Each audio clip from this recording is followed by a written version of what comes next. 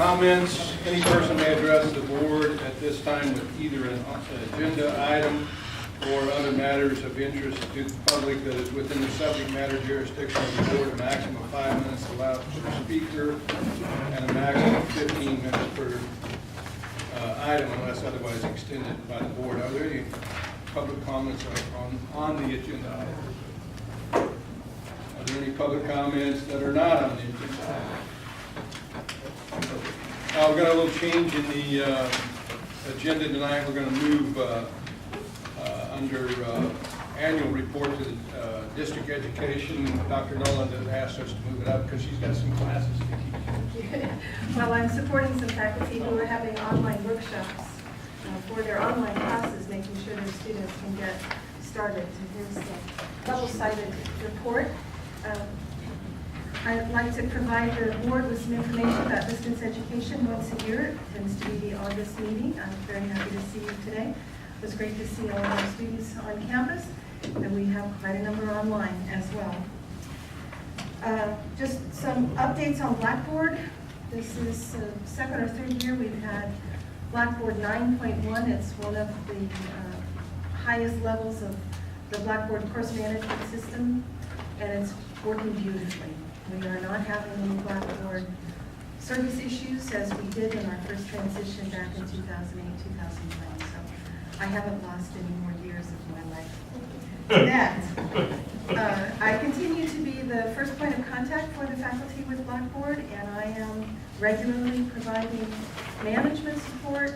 But when I talk to them, I'm not just talking about the technology, we're talking about teaching, so it's a lot of fun. We have over 40 faculty teaching online classes this fall.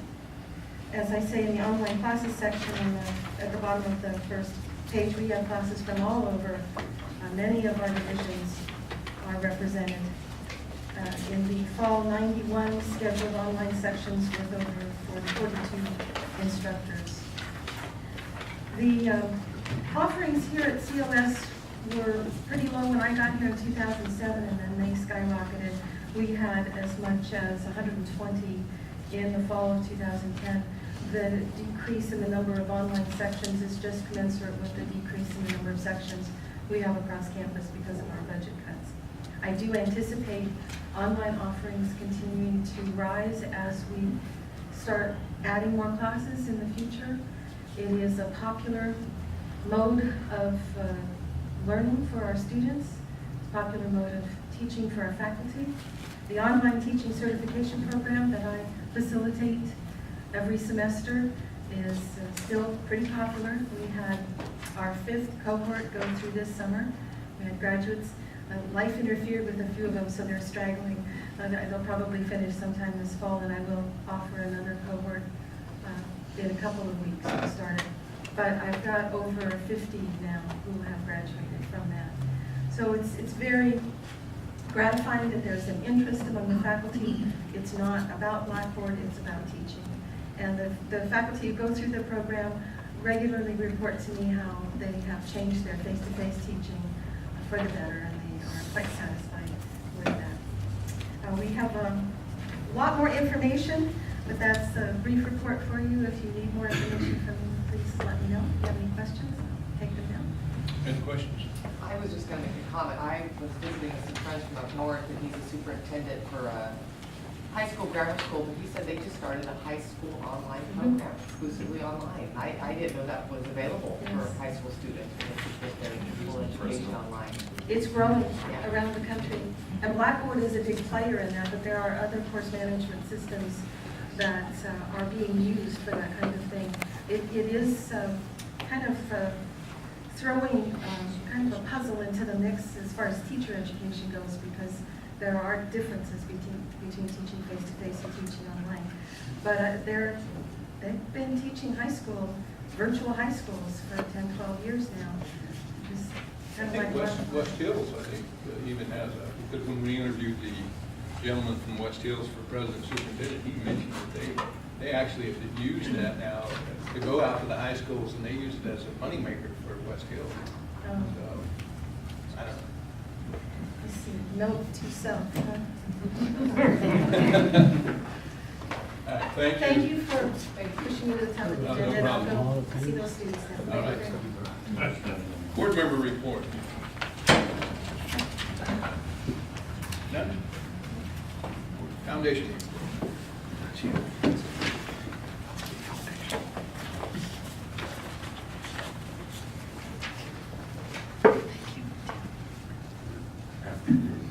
Yes, I just saw my temperature on the 106 outside, so I guess we're lucky we're here. We have a foundation board retreat August 23rd. Any of you are welcome to stop by at any time during the day. It's from 1 to 6 in the fireside room at the country club. And we have about 25 people confirmed attending. And I think it's going to be a very productive session for the foundation board.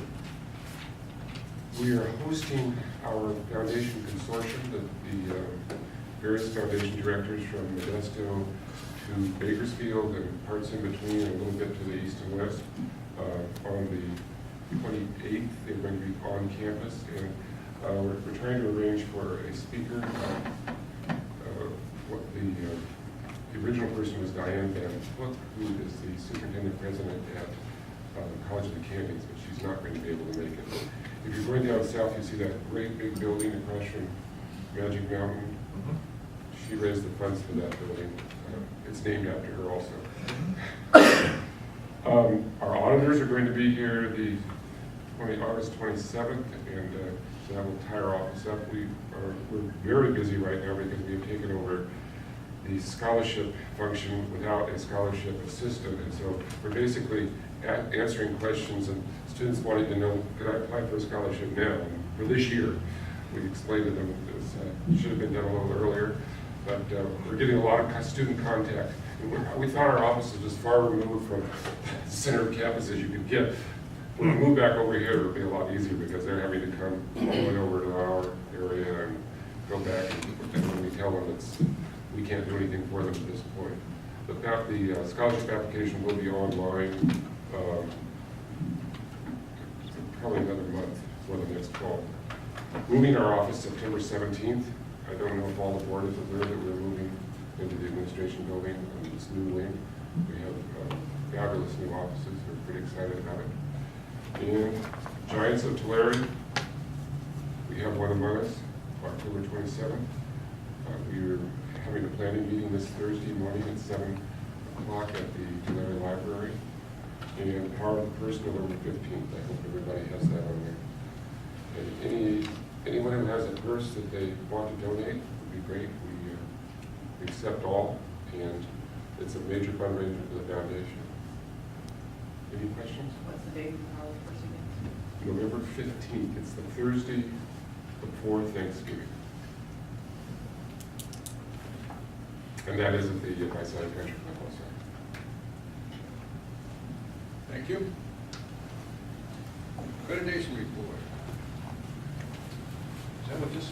That's what that is.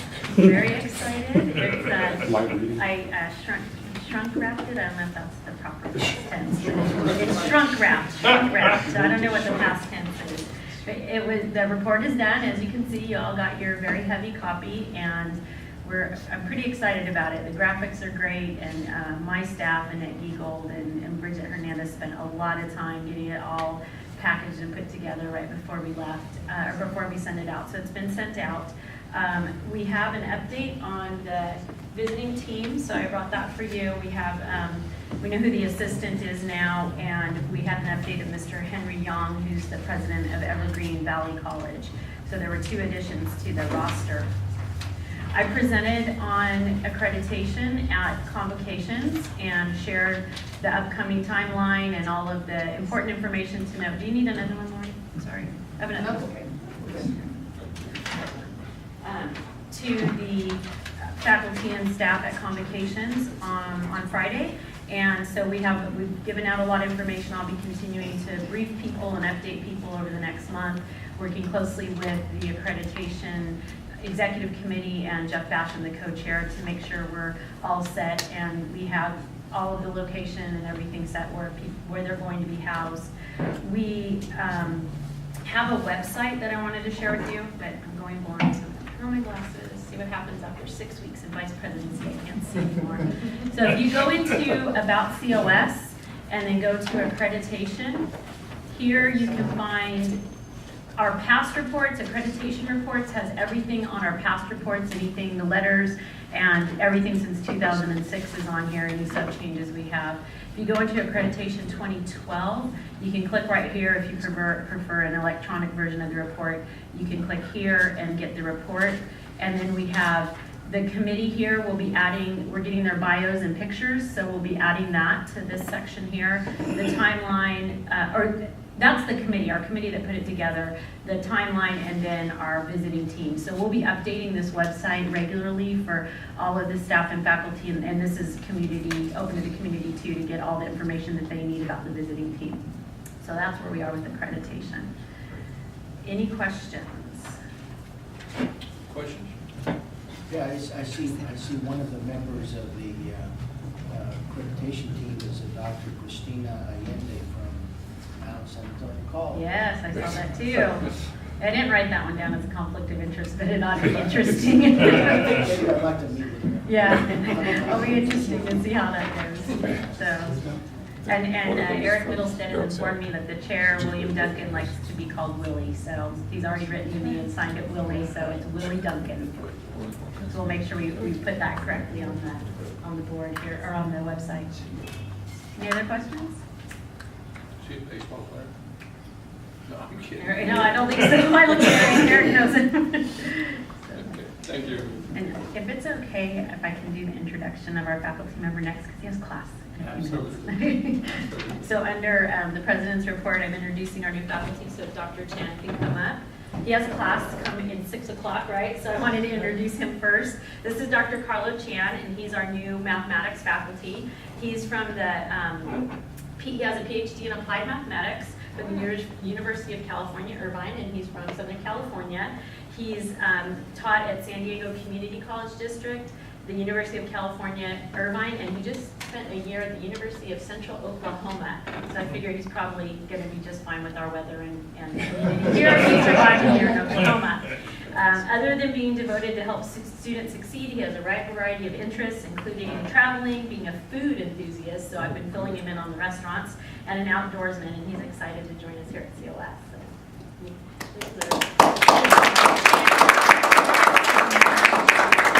Any questions? Kind of outdoor activity. Anything and everything. I'm always willing to try new things. I'm into rock climbing, hiking, anything that's active and fun. Just all the same things you like to do.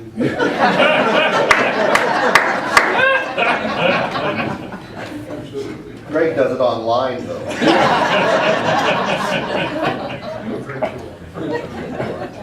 Any other questions? No, welcome aboard. And he survived his first day and is on his way to his next class, so we're really excited. Great. Thank you. All right, thank you.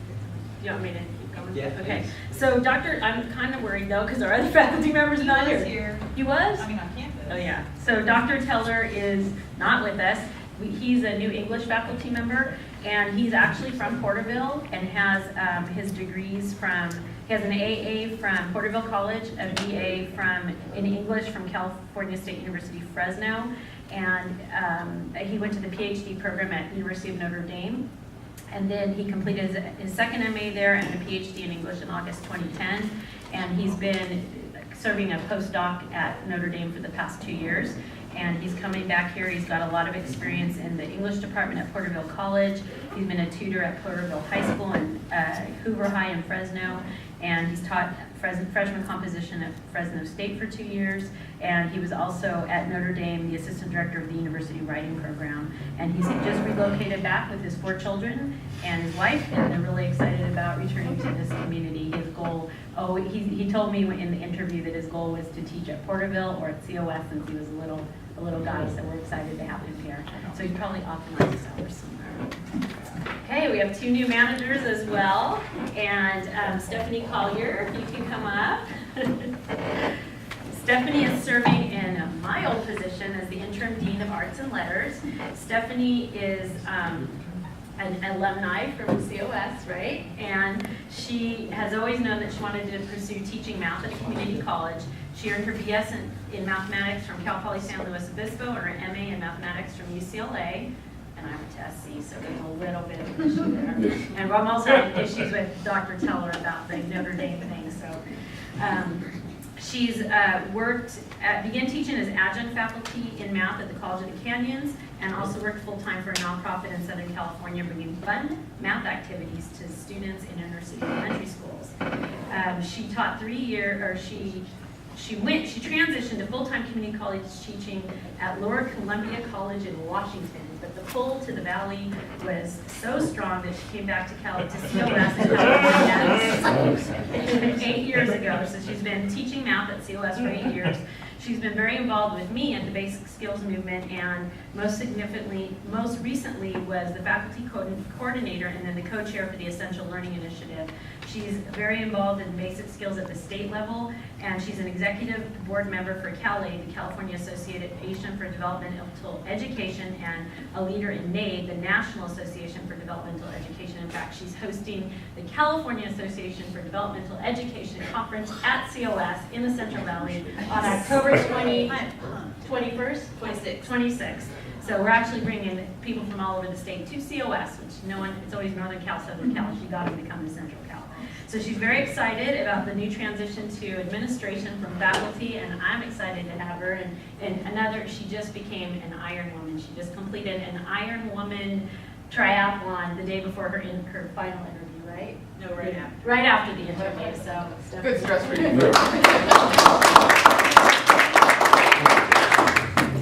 That team of people, they're not coming this week, are they? After accreditation. 110 degree weather.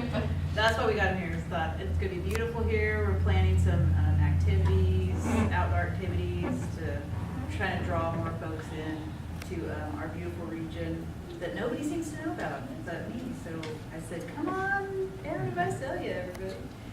And I was actually just reminiscing, the last time I was in this room was during a summer school speech class in the summer of 1993. So it's been a while since I wandered into this boardroom. So very excited to be here in a different position. I've been here, I promise. Any questions for session? Welcome aboard. Our last person is not here, so the library must be ebbing and flowing right now. But Amy Andres is our new director of the Learning Resource Center, and she was adjunct faculty here when she first finished her degree at COS. And she recently worked for the University of California and just moved here from Abu Dhabi, where she was she worked for the Higher Colleges of Technology and managed the system-wide library services for graduate division. She has an MA from California State University, Fresno, and I don't know what this stands for, but it's MLIS, must be something in library services from the University of London. She's beginning a DBA program through Grenoble École de Management, must be French, but I don't know French. In Spanish I could do it. She's committed to providing outstanding library services and support to students, and I've met with Amy a few times already, and she's fantastic. She's getting the ball rolling and really getting in there and has some great ideas for the library. So, thank you. Thank you. Academic Senate President's Report.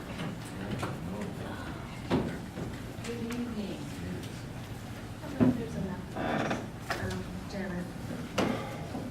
This is so great. Earl, can you hear me? I love having a microphone.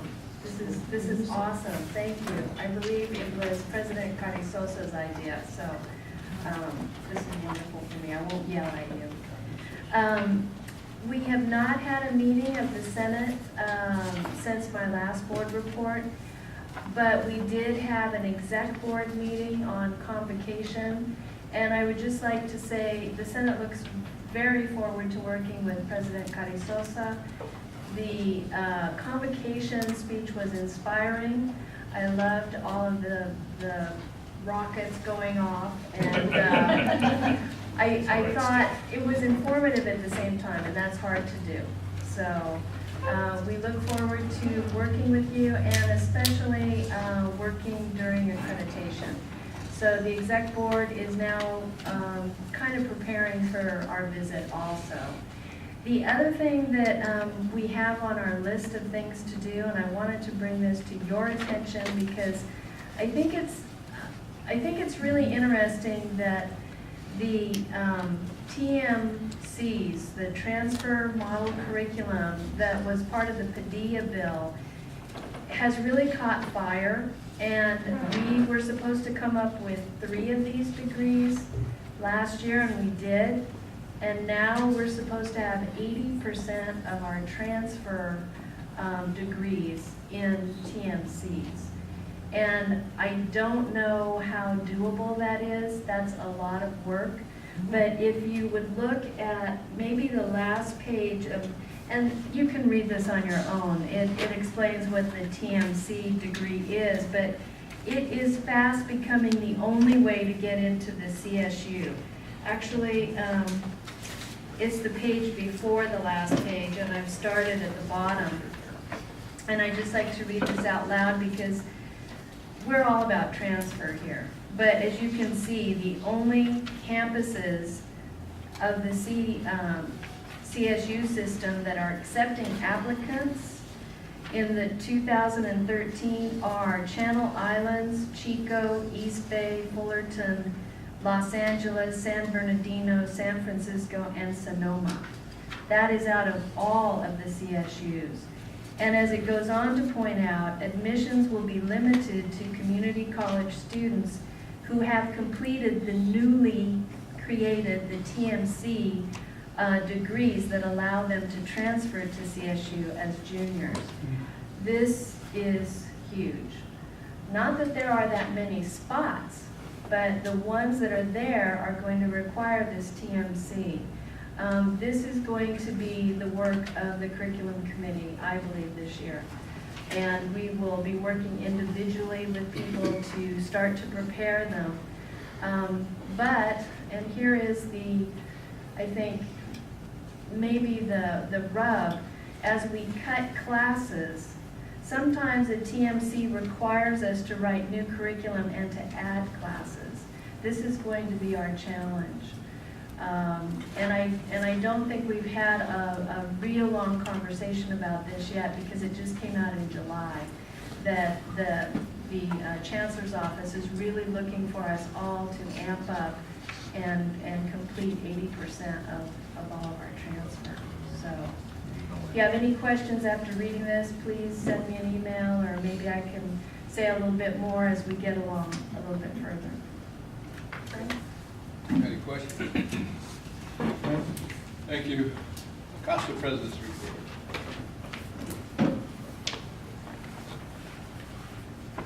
Good evening, everyone, and welcome back to another wonderful semester. I want to thank the board for ratifying the co-pay agreements and working with us on getting equity for our members. Appreciate it. And just a reminder that as we begin the new year and move toward the required fact-finding mediation, it is the association's fervent hope that this legal issue will not end up costing the district as much as did the last issue out of fact-finding, which was the scheduling of classes. The association stands ready to help implement reasonable solutions to the problem. And after nearly 3.5 years of bargaining for a successor contract, we know mutually agreeable solutions must be found.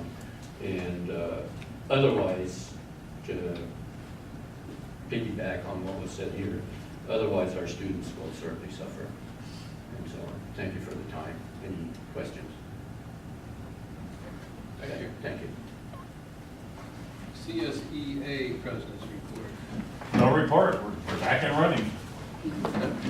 Gustavo President's report. Thank you. I have just 3 thank yous. One is to President Carrizosa, who early in his tenure met with myself and representatives so we could explain COSAP and our agenda, so thank you very much for the time. Second one is Dr. Millen has left, but she put on a Thursday night to our new faculty orientation. We had 6 of our members there. We always appreciate when recognition is given if these folks don't have any idea where the bathrooms are. And someone shows up and tries to orient them. And we were part of that. Dr. Lucerne attended too.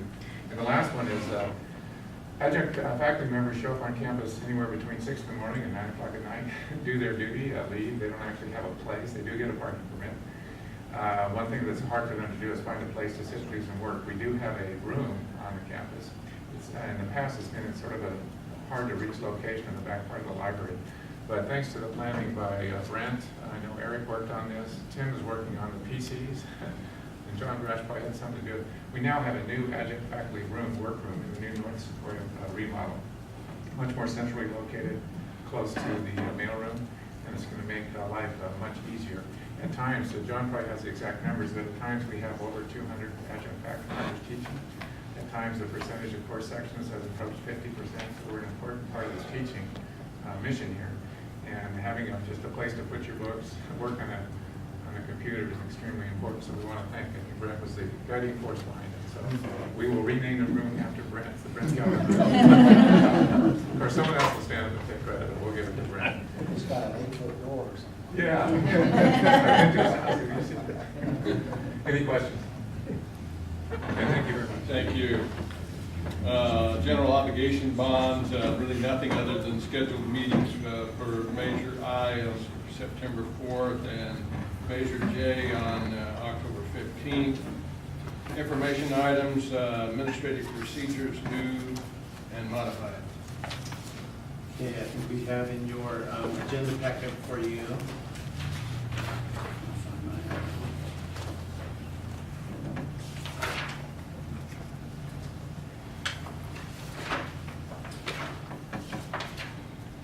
A proposed revision to administrative procedure, and I'm going to double check, is this at a first or a second reading? This is information only. So this is, yeah, this is information only, and what we've got for you here is an opportunity to see, I think it was in a couple of past conversations, we alerted all of you to the changes that were being made in some of these procedures regarding repeating courses and the criteria for enrollment with repeating courses. We wanted to make this available to you and have it in a format so that it's bolded and underlined so that you can see what's been added, what's available and new, in making sure that you're informed of what the changes are in those procedures for repeating courses and any both incentive or disincentive that might exist for repeating a course and how it affects our students. And we'll be happy to try to answer any questions you might have. We brought it to you for information for your previous request. Okay. Any questions?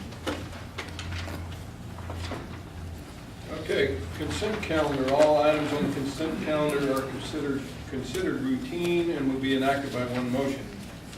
An item may be removed from the consent calendar at the request of any board member or any person in the audience and considered as a separate item.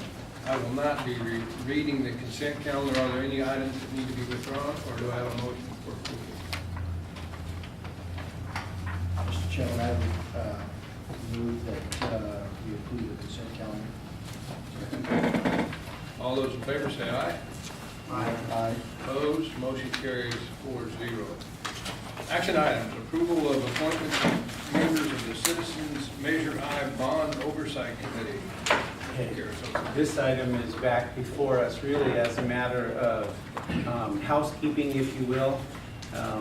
We, in the transition from Janet coming new into her position a short while back and Dr. Scroggins preparing to leave, had an oversight in our office where the membership for the members of the Measure I Committee, which is the Bond Oversight Committee for the Visalia Bond Measure, some of the members' terms had actually lapsed. And so in order to be able to continue to function, we had gone to the membership, we had asked them for their support to extend the service in their terms, and they agreed to do so. And so they have, in fact, for the last semester been serving in that extended term. But in getting all of our documentation in order, we realized that we needed to bring back before you for your approval. And at this point now, it's for your ratification, the actual ratification of those extended terms for those members on the Measure I Committee. So that's what it's here tonight before you to do, is to take care of making sure that our documentation matches our practice. Okay. Do you have a motion approved? So moved. Okay, so all those in favor say aye. Aye. Aye. Opposed? Motion carries 4-0. Authorization for COS Child Care Center program. This is a roll call vote. Every year, I bring to the Board of Trustees a motion to adopt a resolution authorizing certain people to sign for the Child Development Center. And this year, I'm bringing forward that resolution which would authorize myself, Diane Pilgrim, and Superintendent President Stan Karasosa to sign off on any transactions involving the Child Development Center and the relationship with the California Department of Education. We have a number of students enrolled at the Child Development Center whose tuition is paid by the California Department of Education. So at this time, I would ask that the board adopt resolution 2012-21. Mr. Chairman, I move that we adopt resolution 2012-21. Second. Okay. Roll call vote, please. Trustee Nunes. Aye. Trustee Cardoza. Aye. Trustee Mann. Trustee Sherman. Aye. Thank you. Joint Powers Agreement for Legal Services, Tulare County Council. Rick. Yes, we bring forward the board consideration resolution number 2012-16, and that's for legal services through the Tulare County Council office. Normally, they will ask for a 2-year agreement, so we're at that stage. We have determined it's in the best interest of the district to agree to this extension for 1 year, and notice the resolution makes note of that. Allows the opportunity to extend for a second year, but just to extend this for 1 year and see what we would like to do next year rather than buying into a 2-year agreement. So in a year from now, we can opt out. Well, we have opted out with this resolution. So we have officially opted out. A year from now, we can opt back in if we determine that we want to continue with their services. But we continue to pay them for this year. We would continue to pay them for this year. And have the right to use them. Yes, and we are using for a number of different items. I have 2 contracts I'm working with them now, and I think Tulare Legal probably has a couple small things going on. Okay, do I have a motion approved? So move we approve resolution 2012-16. Have a second? Okay, this is a roll call vote, please. Trustee Mann.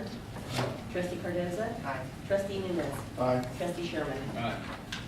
Revised Superintendent President's Employment Agreement. This was brought to my attention and through John Bradstead and through our legal counsel that we needed to clarify the contract with the car allowance and if he's out of the district, how we to be reimbursed for that. And that's pretty much what this is about. Is this available if somebody wants to see it in your office or whatever? Yes, it is. Okay. It's online also. Okay, do I have a motion approved? Move to accept revised superintendent contract. Second. Okay, all those in favor say aye. Aye. Opposed? Carries. Change orders. Eric. Good evening. This first change order, item 17, is for the change orders for multiple contracts at the administration building remodel, which is the north wing of Sequoia, since we've changed the name of the building. There's a few omissions in here. I don't think there's anything. There is one item worth noting for our terrazzo contract, and if you've had a chance to look at the terrazzo floor, we've received a lot of comments on how beautiful it is. That's not traditional for a state-funded project. And we're actually getting a $37,000 credit from that floor, because once we did all the demolition, we could see that the floor was actually low enough that we didn't have to grind the concrete down to add the terrazzo in. So there's a $37,000 credit as one of the change orders for this project. That's unusual. Can we have some more of those? About 7 million more. Thought I'd end on that note. And as of July 25th, we still have $50,000 remaining in our contingency budget. That's always a moving target based on what's happening out there in the field. And as you can see, we've moved a few tenants in for the first day of school. The DRC and the TRIO programs are now in there, as well as the mail room. And we've got a little bit of furniture coming, or a huge $21,000 budget for furniture. So everything is going fairly well. And if you've been around to watch the progress, I've made a lot of exterior progress in the last week with all of the landscaping equipment really transformed and quickly. So with that, it's recommended the Board of Trustees approve the change orders for the aluminum storefront, HVAC controls and sheet metal, plumbing, and terrazzo portions of the administration remodel for efficiency project. Okay, Earl, you have any problem? No problem. Move we approve. Second. Okay, all those in favor say aye. Aye. Opposed, motion carries. You said aye, too. I did. 4-0. Okay. Change order, Eric. For the Tulare Phase 1 project, we have similar set of change orders that, they go through a lengthy process before they come before you for final approval, including the division of the state architect. So all of these are now snowballing and coming at us more as the projects start winding down. We have several change orders here, including a $52,000 credit for our concrete contractor. If you recall, there's also a dispute resolution included in as part of this one. So we've come to an amicable agreement. There's also a $95,000 credit coming in this one, which was for the lack of need for waterproofing when we redid the second floor balconies. The roofing contractor gave back the $95,000 credit. So previously you all approved the $600,000 change order. Now some of the credits are coming forward for the work that wasn't required because of that add. Where's the money that if we're getting credit for it, if we end up at the end and we have a surplus, then that goes back to state? Back to the state. You make sure that doesn't happen. It's a delicate balancing act. If we look right now, this was such a large project. We had $2.34 million worth for contingency. Right now, or as of July 30th, we have $444,000. So we're trying that balancing act, but at the same time, we can't open the floodgate. We still have to stay within the scope of Sacramento, and we have to hold back something for something just unknown. So it is a delicate balancing act. On previous projects, we've been successful balancing that to near zero. This is the biggest project we've done so far. So I'm hoping, my first concern was that we didn't obligate the district to any other fund sources. That's got to be the number one. The second one is to try to spend as much as we can on enhancements for the buildings. And so, but the project has had its fair share of errors and omissions as well. And if you'll note it here, the errors are back charged to the appropriate party. So it is recommended that the board approve the change orders for the aluminum storefront, concrete, finished carpentry, and roofing portions of the Tulare Phase 1 state project. We have a motion approved. So moved. Second. All those in favor say aye. Aye. Opposed, motion carries 4-0. Change order. It's month to month. The third change orders for the Tulare Phase 3 farm animal contract project. Same situation. We have some change orders built of errors and omissions. One worth noting here on the first one is for F. Rogers, was the insulating contractor.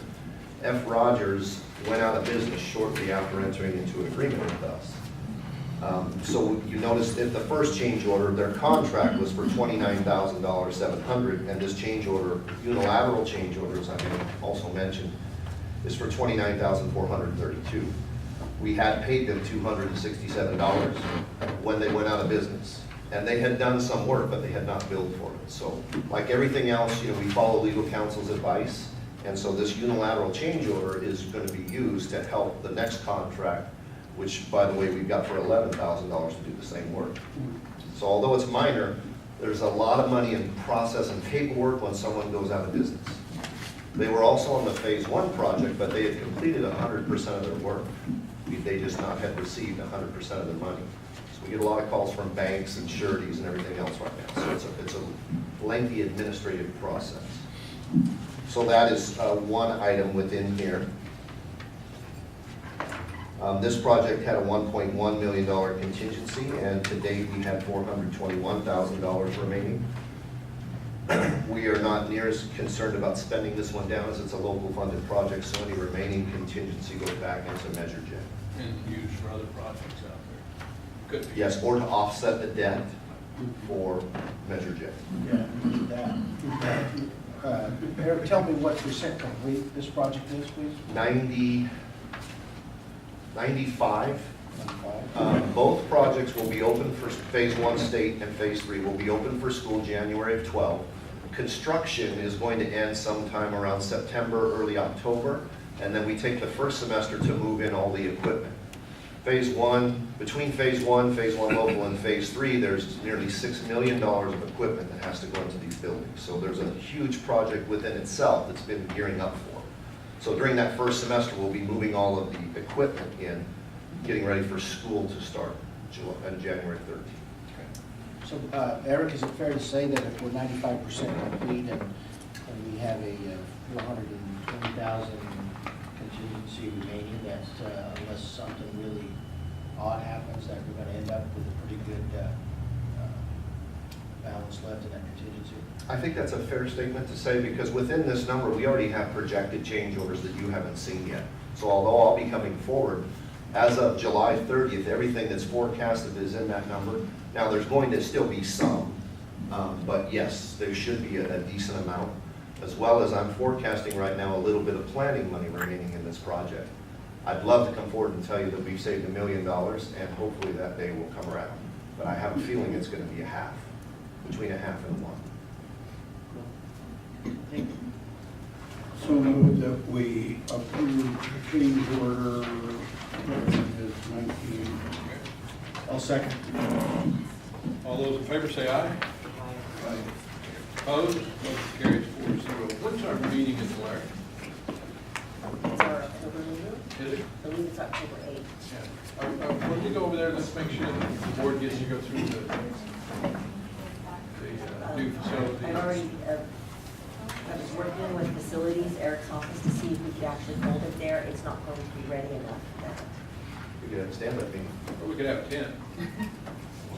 We have buildings, we just don't have equipment. Yeah, we got- Where do we meet when we meet?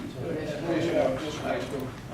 So, right, but, so an option might be though, depending on how we schedule either our time before or after, before the meeting, there's a chance to tour and then convene our meeting. It'd be nice to invite the city council and the high school board to On the tours. for the meeting, and then it's optional. We'll get our heads together and put that idea together. Good job. Thank you for coming. Meeting adjourned.